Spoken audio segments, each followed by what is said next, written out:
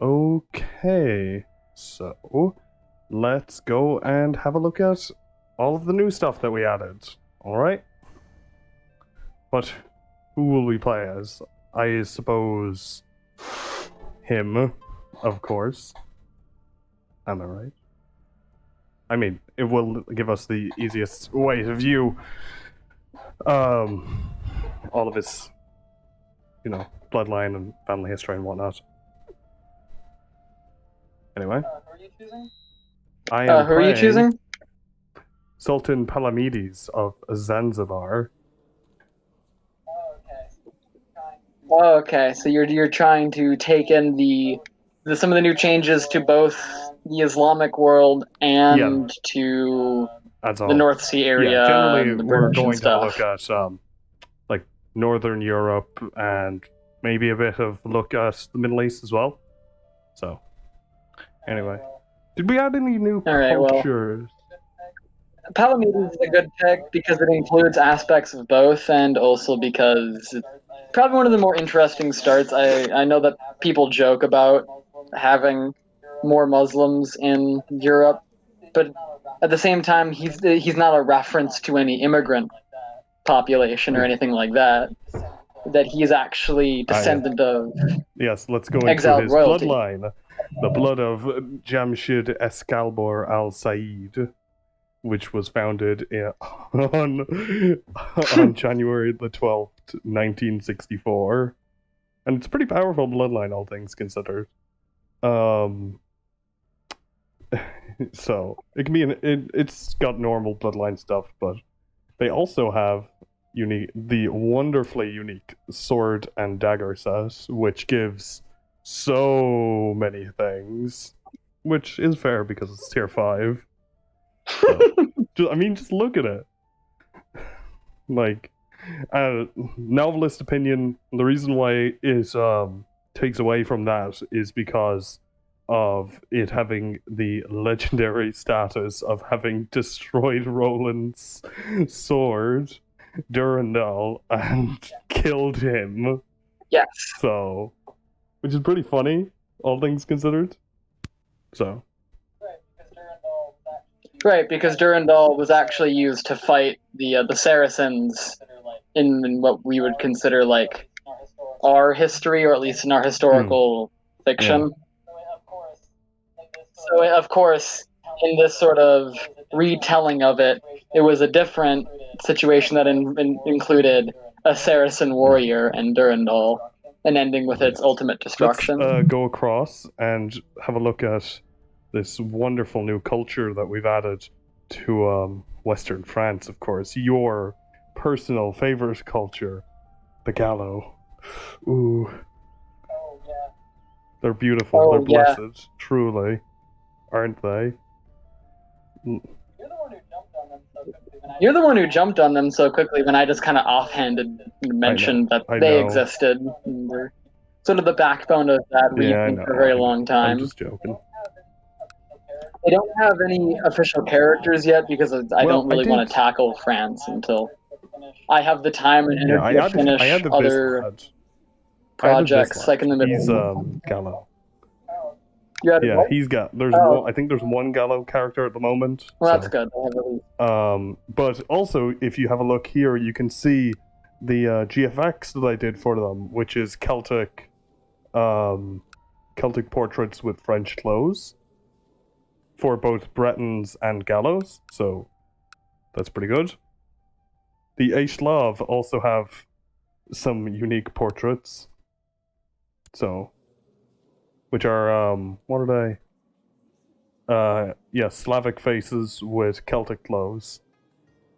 To be fair, sometimes it does look a little weird, but most of the time it's fine.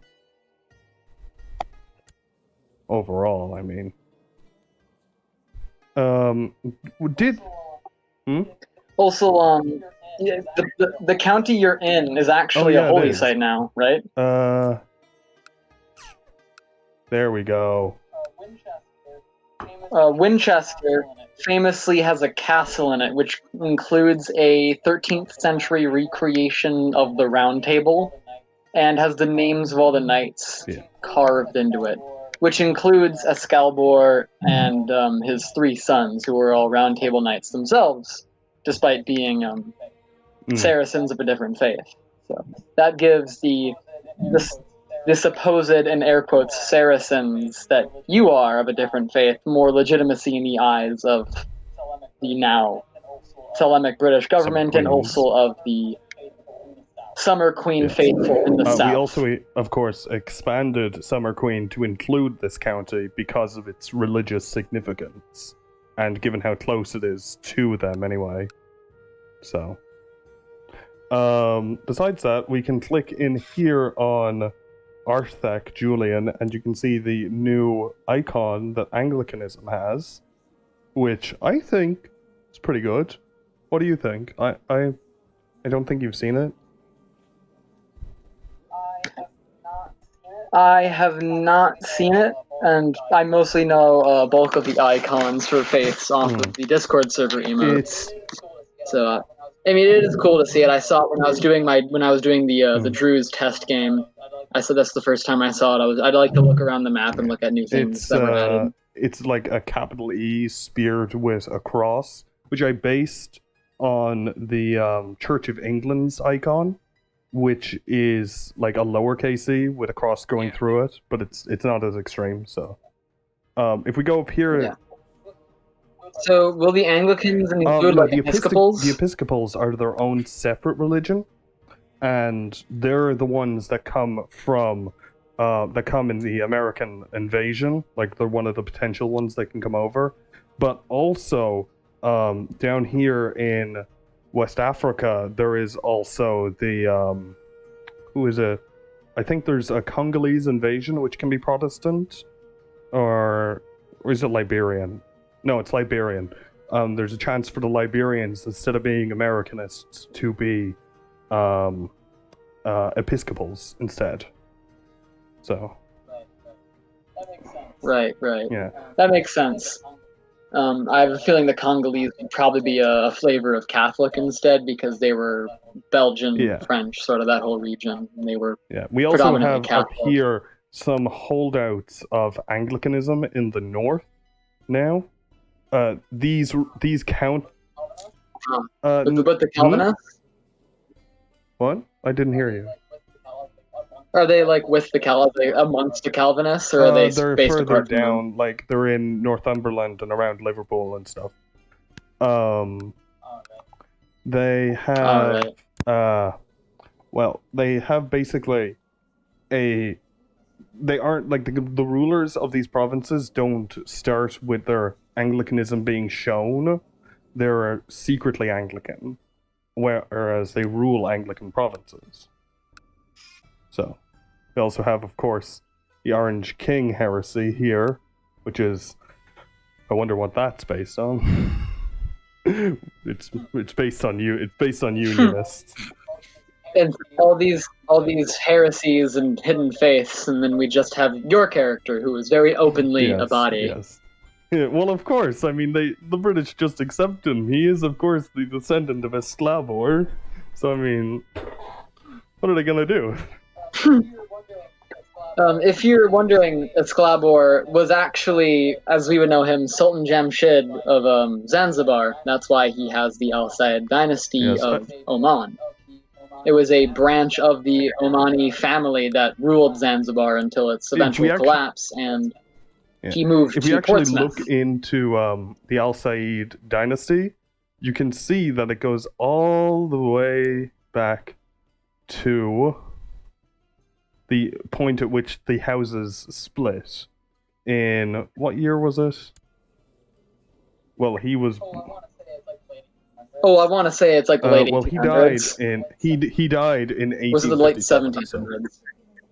Born in 1791. Okay, so it goes back. And we also have it connecting all the way up to the current in-game Sultan of Zanzibar. So, well, not Zanzibar, Oman. Interesting. So, we still need to. Okay. And your character still holds the title of Sultan of Zanzibar, correct? If you So is that like a? Will that be like a formable you could do if you take over enough provinces somewhere? You Well, could it claim starts off as a Zanzibar. titular duchy that you have. At the moment, we don't have. Right now, you could use the Charlemagne rules to create a kingdom from said duchy, but besides that, uh, probably leave it as a duchy for the moment. But of course, with the Charlemagne rules, you can just create your own. So So you could even like take over the British Isles and use Charlemagne rules to make sort yeah, of the yes, you Empire of could in Zanzibar. fact turn the entirety of Britannia into Zanzibar if you wanted. So That's yes, definitely a yes, different it feel, isn't definitely it? feels different. Really hits different when you do that. But yes, let us examine the Orange King heresy. This basically believes that in this age, the person who is ruling the universe is the consort of the queen, not the queen herself. This is based on the Thelemic theology, whereby the world goes in like a cycle with a different god ruling over each cycle. So at least that's what we based it on, given our understanding of it. It's supposed to have evolved from the Unionists pre-event. So while they are subservient to other Thelemics, they do exist separately. They in fact get along so well with Thelemics that it's like they don't have any penalty with them, whereas they are very aggressive towards both Catholics because of their Orange Order roots and towards heretics of mainstream Thelema. Also, because of their religion's state of having their god, their high god, be subservient to the queen, it means that they will be subservient to their liege. More like they're more likely to be subservient to their liege. This sounds like a Thelemic take on the Salafi movement. Yeah, Just super orthodox. very, very orthodox. Super anti like other sects and other faiths, and I guess it makes sense. So we'll say an Orange King faithful be more inclined to say go on a crusade or whatever the Thelemic equivalent would be, like Yes. across Ireland or Scotland, because I noticed Yes, that they are they not would be Thelema. extremely likely. What about like you mentioned other heresies too? So like Yes, the they Summer Queen as are well. very aggressive towards Summer Queen and old Thelemics, such as the Isle of Man and the Isles of Jersey and Guernsey. They're very aggressive towards them because they're, you know, like even more so than because they're heretics. It's because like they just really fucking hate them for being not orthodox. You know? So and Right. So it's a heresy that is even more like it's a heresy that is heretical in how yes, mainstream it it's wants like to be. aggressively mainstream. So it is there is a lot of parallels between it and the Salafi movement in Islam. So I like how it's super orthodox Yes. and super rigorous. While also not necessarily being aggressive towards the mainstream, though sometimes it can be. So anyway, if we move north then, we can see this area on the map, which is the Faroes, which has an interesting situation at Game Stars. First, we have a bit of a meme of a name, but Governor Ironbrew, who was sent north from Scotland. He is one of the. Were the Clyde break in like in 0.2? I don't think they were. Well, in 0.1.2. Well, I recognize the name from playing Vanfork. Because I think I recognize the name from Vanfork. I don't. Yeah, Is that I don't think they were in the previous version. Anyway, they're the Lowland Scottish. They've been like, they were Welshified in a similar way to the British were. Their language is based on English rather than the Gaelic of the Northern Scottish. So it's Welshified English, Welshified Scottish / Scots rather than Gaelic. So that's what all this is. And this lad is supposed to be a colonizer sent from there to the Faroes. His goal, or your goal, if you were to take control of him, is to conquer the Faroes and bring it under British rule. He isn't a direct vassal of Britain, though. He is a permanent tributary state instead. And, yeah. Oh, okay. So, So will other governors be functioning like that, or will they rather They'll just be kings in the Empire? I wanted to do this so that the other Faroese would have the opportunity to attack him and not immediately bring down the wrath of the British Empire.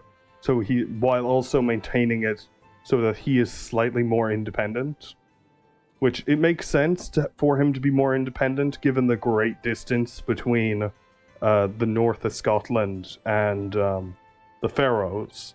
That the British government would give him more independence, especially when you consider how far away he is in relation to London itself, where the seat of government is. So, his ultimate goal versus say like Brittany, Brittany which are far or closer Ulster by comparison to London.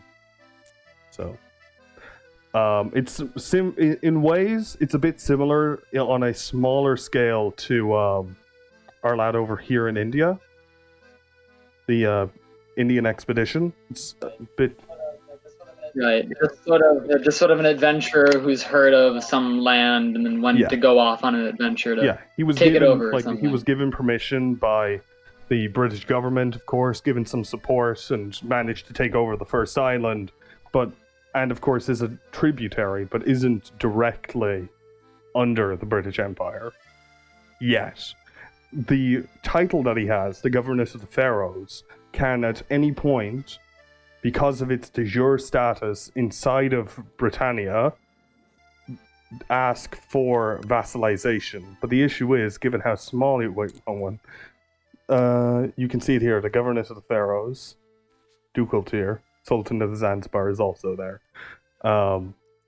Because of how relatively small it is, and the laws inside the British Empire, if you do ask for vassalization, you're gonna have a very boring game, and you won't be getting your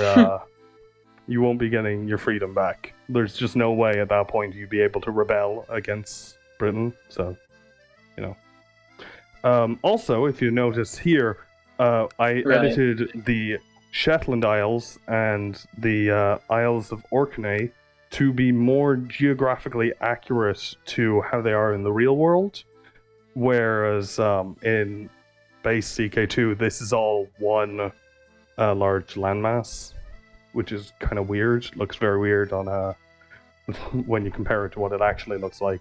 Same for this. This is all like one landmass, and it's a bit strange. But yeah, his ultimate goal is to, if we switch to him actually,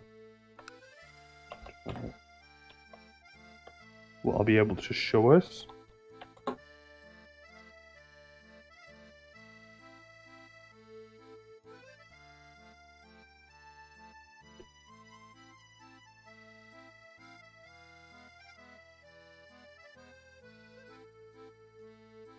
Wait.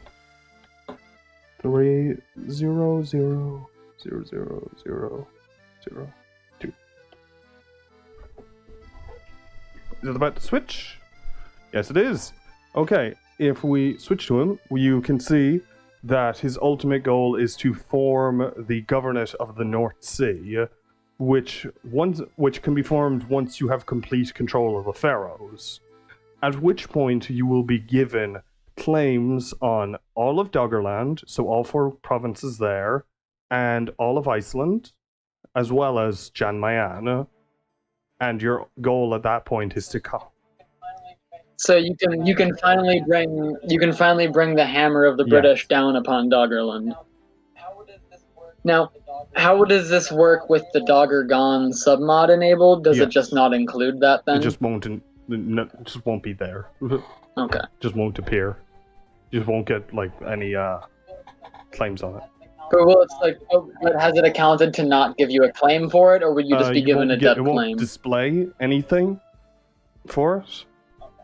Like, just nothing will appear as different. Also, we should take note of our we recently integrated the more religious holding GFX's submod, and which also included some castles and whatnot, which we're very thankful for the mod creator for letting us do.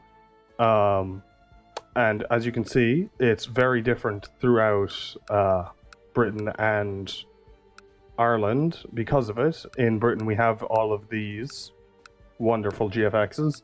Thelema has an interesting GFX now because of it. And the Irish have new castles, of course. Anything else? If we go down here, the French also have new castles. The Bretons and Gallo, despite using Irish faces with French clothes, actually use French castles, of course. So, also you can see our new GFX for the libraries, and if we go, is right here, which is like the temple for novelists. And if we go up to Scandinavia, you can see the same thing for the what's it called, like boards, which are the what would you describe it? It's the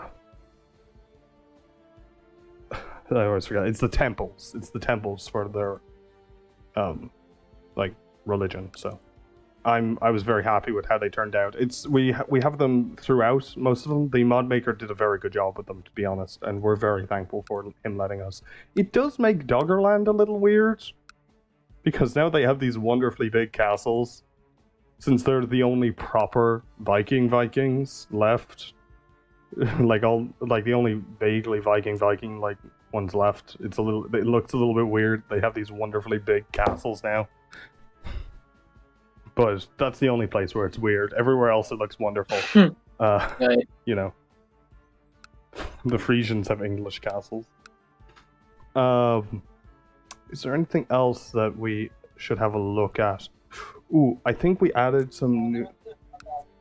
Well, there was another Oh yes, we also integrated what's it called? Fitna Fracture.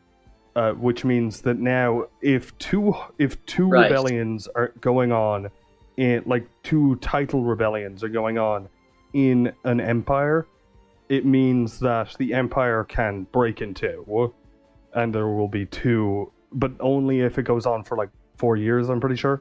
Whereas if there are two rebellions going on at the same time, there will be there's 3 years, and if those 3 years go by and the rebellions are still both going on, the empire will just be deleted.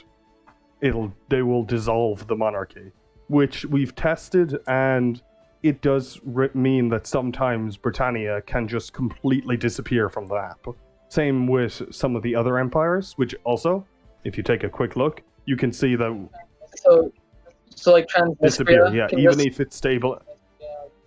Like Transnistria, Yugoslavia, a lot of the more unstable empires. If there are too many rebellions going on at once. But it takes a while, and it's not super likely to happen, but does tend to happen sometimes. Well, it's nice at least there's something against blobbing. Does it affect large kingdoms? No, it doesn't affect large kingdoms, but generally, given how most of our kingdoms start, in the mod with Gavelkind, it means that oftentimes, if a large kingdom exists, the king is very likely to create the multiple titles, such as what often happens to Lithuania. They often create Belarus, which means that it tends to shatter into two kingdoms, which is fair. All right. So it's just a very helpful anti-blob thing. Yeah, You can see them. exactly. But it can happen to Transnistria or Yugoslavia even after they've managed to stabilize themselves. But that would only tend to happen rather late game by comparison.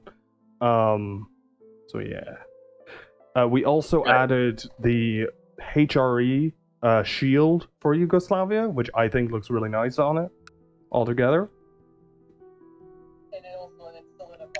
And it solidifies Yeah, the HRE2 status of Yugoslavia with the yes, kings we also and the sort of yes, federalist nature. we have a merchant republic in Dubrovnik, which has the beta Israelis in it now. Migratist beta Israelis, who are the Migratists are essentially those Jews who reject the Israeli monarchy's claim of being the Messiah, essentially. So, but yeah, we moved the beta Israelis from Kirk, where we were informed is quite densely populated, down to Korkula, which is fairly fairly not very densely populated. So, yes, that's the Sparsely correct populated. term. As you can also see, all of these have their own GFXs too. We also added the ability over in Russia to form the Russian Republic. So for Russian oligarchies such as Muscovy and Ryazan. So they both have a big goal that they can now go for, which is essentially their version of the CCP or Great Russia. So. Right. It's just one that's actually democratic, or at least the most you can get out of a CK2 era. We also we'll just move on to some random bits about Europe now. We added a bunch of Knights Hospitalier, a bunch of Knights Hospitalier fortresses throughout Europe to represent that they have holdings throughout all of it, of course, rather than just being isolated to Malta, like a real Holy Order would have. They're literally everywhere. There's some in Hungary, some in Poland. Well, when I say everywhere, they're all throughout the Catholic world. So even the one in Andorra. Don't ask me how they got there, but you know. Something interesting. We also they had to sprint all the way from Occitania. Something else. We added in the Canaries and along the western African coast and the southern coast of Spain. Now, Brazil, if your capital is in one of these provinces, like the Prince of the Canaries or the Caliph of Morocco, you will actually occasionally get Brazilian merchants and Biano merchants who will come bearing the apostolic religion, and they will in fact pay you to let them serve in your court. So it's not a lot of money that they pay you, but I mean, they're a good steward and they pay you. You're not gonna say no. So anyway. Is there anything else that we changed? Did I add anything to Nobelian? I don't think so. No. The cut. Not yet.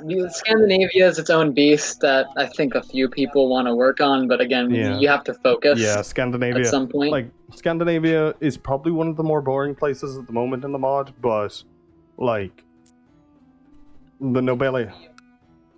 it can be improved, and we've already discussed Yeah. ways that it could go, and I have faith we can work on that. It's just we need to sort of have a unified effort rather than scattershotting exactly. across regions. The Kayungs got expanded a little. Now they're in 2 provinces rather than 1. And I don't know if this was in the previous version, but I think it isn't. I added an event where they can appear in... I think if I click... No, I can't. Anyway, they can appear in the kingdoms of France, Luxembourg, the Rhineland, Hanover, Belgium, the Netherlands, Schweizerreich, Born, and Prussia as basically mercenaries, as well as I think administrators and spies. Sometimes, like, they'll offer their services to your court. It's just so their culture appears more often than just being isolated to their 2 provinces in the Rhineland.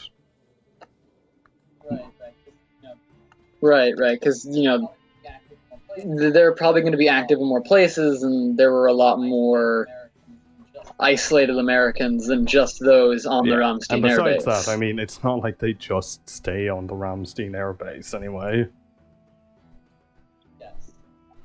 So yes, that's sort of like the concept of why they go around, and I mean they have military acumen and skills useful, so it kind of makes sense that they travel around and continue working.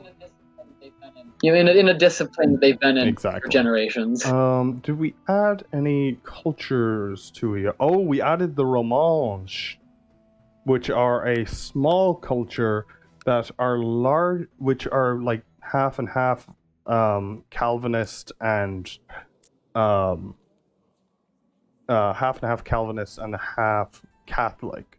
The Calvinist half is, of course, in Switzerland, but they're supposed to represent a few different cultures rather than just being a single one. They're actually a whole language family, but we decided to go for what I figured was the best named one.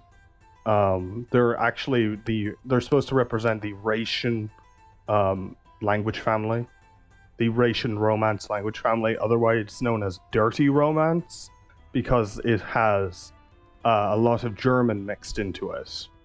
So, which is why I put it in the same group as Swiss and Liechtensteiner. Because they would both have, like, the languages they would be speaking would have a lot of Romance and German influence in them, rather than just being either. So, do you agree that makes sense? Yeah, I mean, that's how the Romanche were. Like, just the one comment on it is I think Switzerland removed it from their official language groups because it was spoken by such a small community. I was looking at numbers from 20 years ago, so, I thought them taking it off the roster was not that recent, actually. But to be fair, like, I can't really source how well that claim is, but I do know that there were a good number of them 20 years ago, as far as I can tell. Otherwise, I wouldn't have added them up here in Switzerland. So, but yeah, I'm pretty certain it's fine to have them there. So they can form I can't remember what their kingdom is, but they can form a kingdom that's basically the eastern half of the Alps. So that's pretty cool. Takes a bit from Switzerland, takes a bit from Italy, takes a little bit from Austria. So, it looks a little bit weird on the map, but it's an okay kingdom. Includes all of the lands that they start in. So, I don't think there's anything else that majorly changed in Europe that we can talk about. Oh wait, I forgot to show off the wonderful character in the Pharaohs. King Carl. We don't want to give away too much about the nature of the characters in the Pharaohs.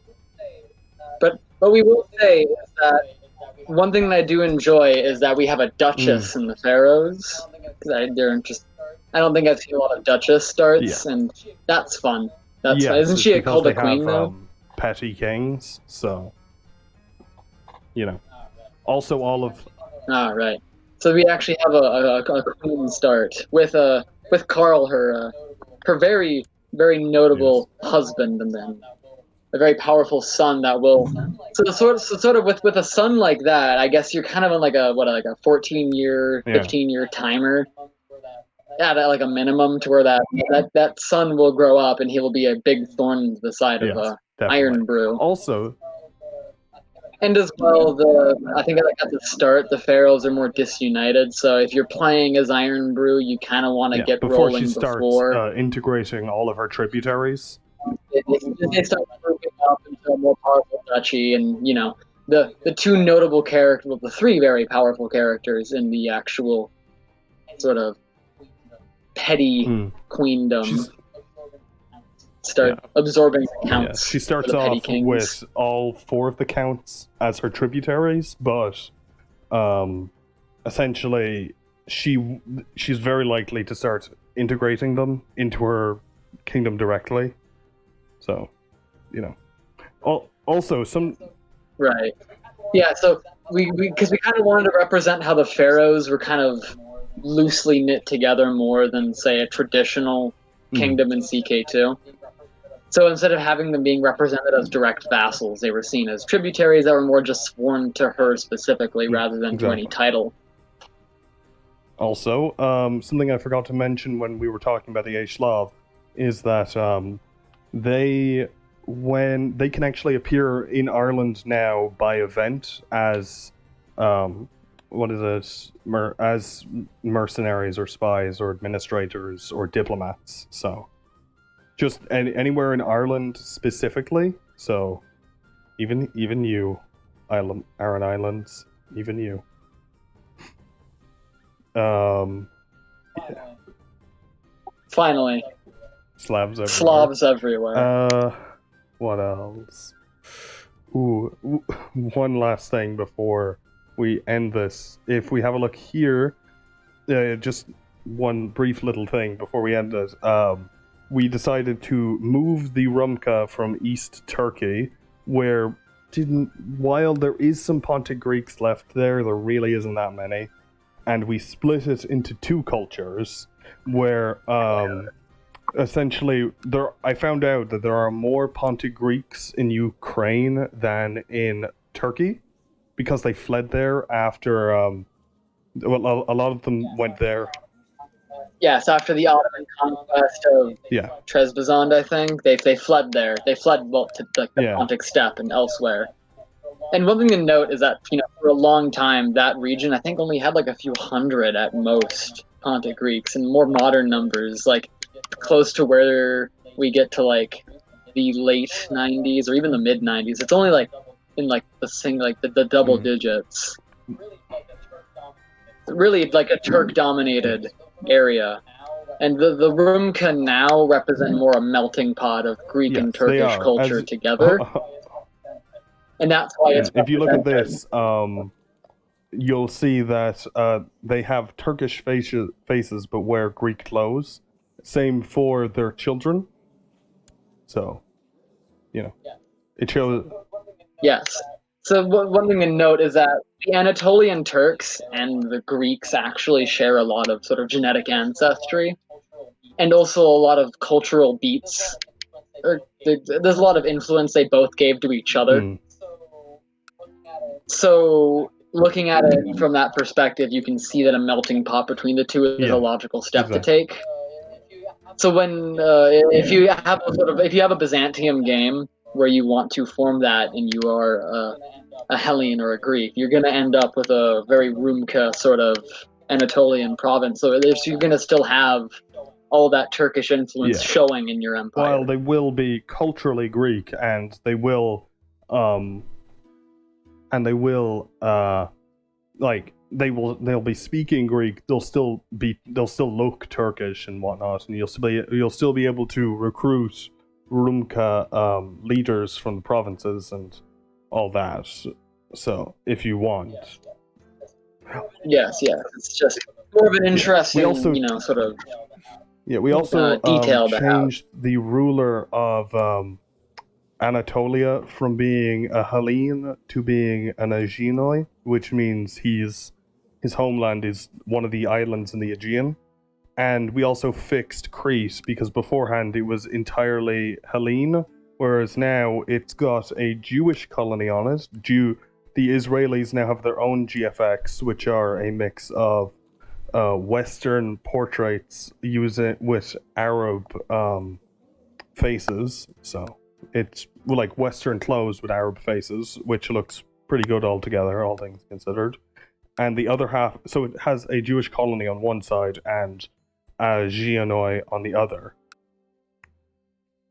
which is pretty good, all things together. I think the last thing to note is in Thrace, we actually represented the Turkish population there, with also by using room code. So that sort of strait region is where like a lot of Turks and Greeks both existed throughout history. So now we actually show that sort of region there contains that melting pot, that mix already, just from the 500 years of people moving, wars being fought, stuff like that. And at some point, whenever work on other parts of the Middle East wrap up, I want to then move back and represent Turks elsewhere in the Balkans and give some more interesting beats to Anatolia, because we have, with this Middle East rework, dramatically reduced the size of Sunni as a blob. And Anatolia is one of the main holdouts of Sunni left, and so I would like for the Turks and also the potential rebirth of the Ottoman Empire to like revitalize the Sunni Caliphate, because the last official Sunni Caliphate was held by the Ottomans. And so this was something I'd like to see to counteract all the blows we struck against Sunni, and also to sort of that fire under the behinds of Transnistria and Yugoslavia as they sit there trying to build themselves back together, to have the looming threat of the Turks come back to them. Also, just very last before we go, we replaced we made this part of the map entirely into tribals rather than the nomads, which they were before, because essentially they were too isolated from all the other nomads to survive for long and would quickly be destroyed, essentially, which wouldn't have been very fun to play. Yes. Also, having them settle down makes it sort of easier for the player not to deal with nomadic raids all the time. So that means that these guys, the Zalnagud, are still the only. They're still the only Buddhists that are native to Europe, though. So we also have the Avars back because they're here. We replaced the Kumiks with them because there's far more Avars in the region than there are Kumiks. However, we didn't get rid of the culture. It still exists, but it will only appear via event anywhere inside of de jure Transnistria as either Sunni characters or Jewish characters, because there's populations of both Sunni and Jewish Kumiks. So they're also another thing to note. If you look in the Defenders of the People, there's been a shakeup in the culture too. With what I would think was one of the most ironic placements of faith and culture. With the disappearance of the Volga-Deutsch.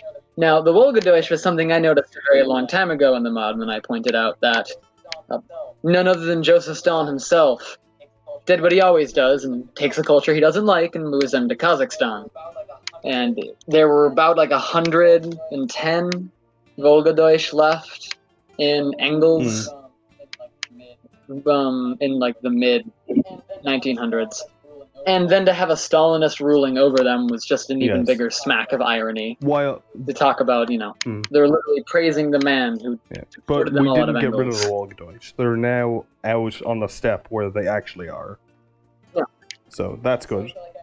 There's also Yes, like I mentioned, Stalin did what there's he also always does. Avars out here as well. So the steppe is getting very diverse. Very diverse place. We have Korea. Thanks to none other than the CCP and Joseph Stalin moving cultures out there. Stalin- So yes. And again, the irony smacks us with a Stalinist ruler. Yes, the controlling Stalinists Volga control Deutsch. them even out here. It's kind of funny.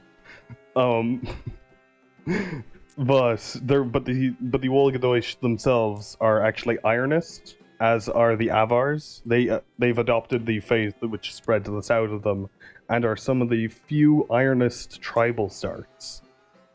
But it's Yes, which is interesting. Also, if we have Volga Deutsch Ironists, does that mean they'll start Yes, worshipping the Panzer they III will. too? They'll find a wrecked one out here. They'll find a wrecked one somewhere and just be like, God. They'll find a tiger somewhere and be like, my ancestors. Yes, but smiley it's kind of face. funny. How there's a mix. We have Koreans here on the steppe. We have Ukrainians on the steppe. We have Avars on the steppe. We have Volga Deutsch on the steppe. And then, just to add to it, here we have the Soitoskan, who are a fictional group that I had split off from the Selkup, and as such are a Samoyedic group. They're supposed to be a post-event group that split off, and they've been migrating from the Soitoskan lands further south.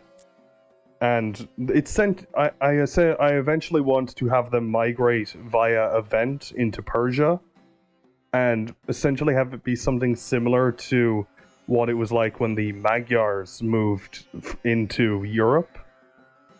Since they are actually very closely related, the two, with them being Samoyedics, which is a closely related group to the Magyars Uyghur group. So that's interesting.